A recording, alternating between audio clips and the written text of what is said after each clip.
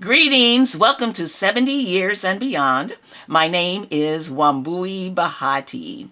Today's question is, what was a typical day like for you as a child in the 1950s? Well, a typical day, I have to start with me being already in school because before that time, I don't really remember. So I'm in elementary school. A typical day would be us waking up and getting dressed for school. We would have a breakfast. My mother believed in a big breakfast, so we would have something like Rice Krispies, corn flakes, or eggs and bacon, or sausage and biscuits, something like that. My mother believed in eating something substantial in the morning. And then she would see us off to school. We would walk to school. My mother would then go to work. Now, my mother had a job where she took care of people's houses. She cleaned their houses and or watched their children. So she would go off to work. And then we would be at school. And in school, the first thing we did in school every day is we would say the Pledge of Allegiance to the flag, and then we would have English, social studies, math, just the basic subjects I remember having. And then we had recess. We had lunch. Now, the school that I remember most, I was in about the third grade, was a school called Caldwell, and we were an annex to a larger school. There was a big school called Caldwell, and we were the annex to that school. And by that I mean there was a big school up on a hill.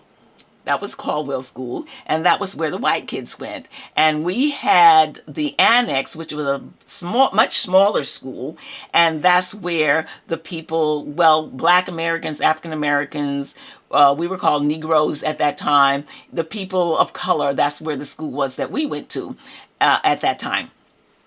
And the big school had a playground with lots of fun equipment on it, and they had a cafeteria in the school. We were in the annex school, and although we had a big field to play on, we didn't have any of that fancy equipment like swings and different things like that at our school.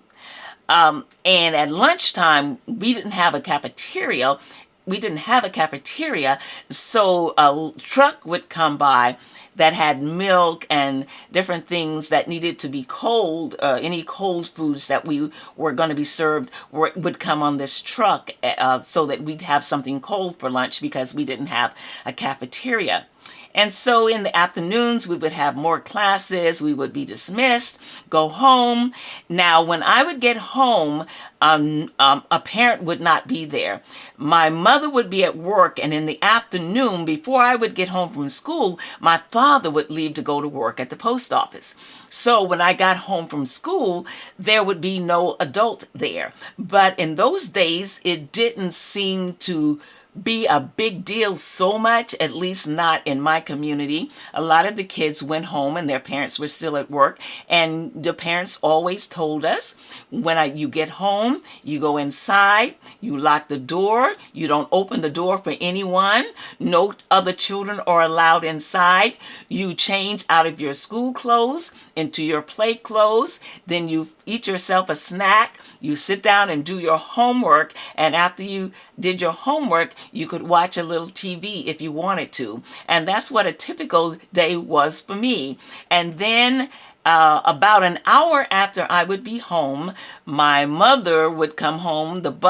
She would take a bus home, and the bus would stop right across the street from where we lived, so I could see her. I would stand by the picture window sometimes just waiting for my mama to come home. I was always so happy to see my mama. And my mother would get home, and then my mother would make dinner for us. We would have dinner, and then we would get ready for bed. We would wash up, brush our teeth, and say our prayers, and go to bed. And the next day, do it all over again.